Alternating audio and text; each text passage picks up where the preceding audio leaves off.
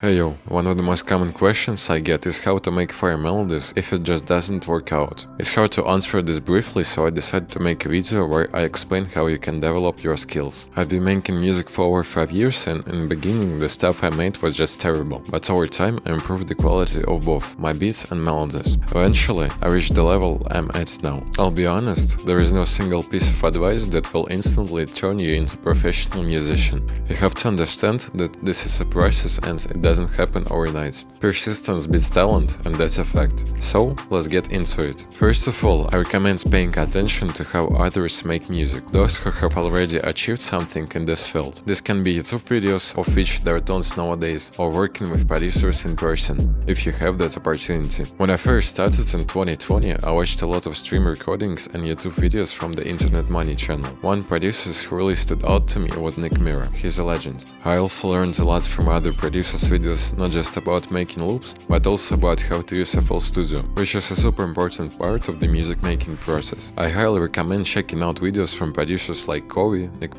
Internet Money, Turkey, and Sarida Music. They all create high quality content. And from time to time I post my own cookups, where I show the full process of making a beat from scratch to the final version. I'm sure you can learn something new from those too. My second tip is just to make something every day. The theory you learn from YouTube is great, but it's useless without practice. That's why you should try to make at least one beat or melody a day, applying the tips that you've picked up from tutorials. It's the most effective way to grow your skills. If you can do it daily, try every other day. The goal is to make music as often as possible. When I was just starting out, I set a goal for myself to make 100 beats. I didn't give myself any specific guidelines. I wanted to build up my skills because honestly, what I was making wasn't very good. After 5 to 6 months, I finally hit that goal. Sure, I wasn't making music every day. I wasn't the most disciplined person, but I still finished it. Listening to the beat number 1 and comparing it to the beat 100, I could hear a huge difference. Most likely when I made my first beat, I thought it was fire, but as my musical ear developed, I began to see things very differently. What I'm trying to say is, at the beginning of your journey, your ear isn't trained yet, and to develop it you simply need to practice, nothing more. Just keep making music and I promise you'll see progress over time. Next, I want to recommend that you experiment with different genres. If you stick to just one genre, you will only improve in that specific area. This can be good if you're trying to work with a specific artist or your beat channel focus on one style.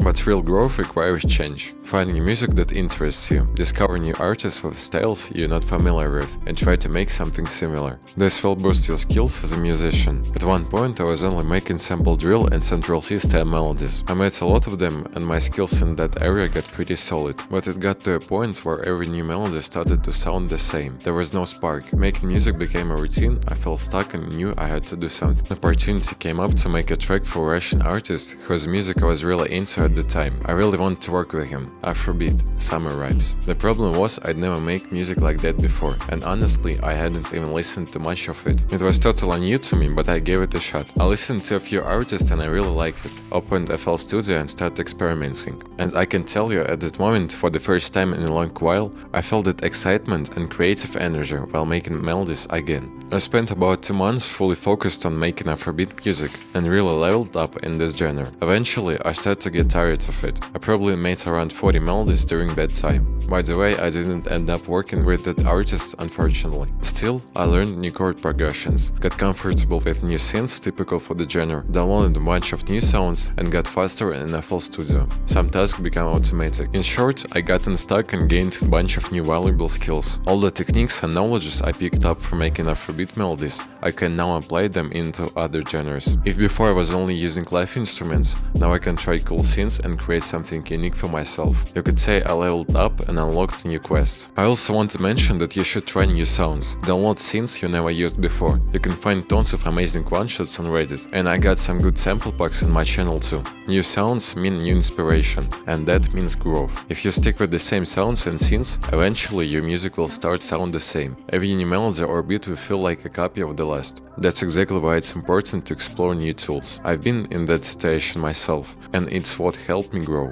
to wrap things up, I hope I help you at least a little bit in understanding how you can grow in your music making. These are the exact tips that help me personally improve my skills. If you got the drive and desire, I promise you'll see the serious progress over time. It all comes down to simply making music in order to get better, like with anything else. That's the undeniable truth. Thanks for watching this video. If you have any ideas for topics you'd like me to cover in future videos, please leave a comment or email me. That would help me a lot. More useful videos are on the way. Bye.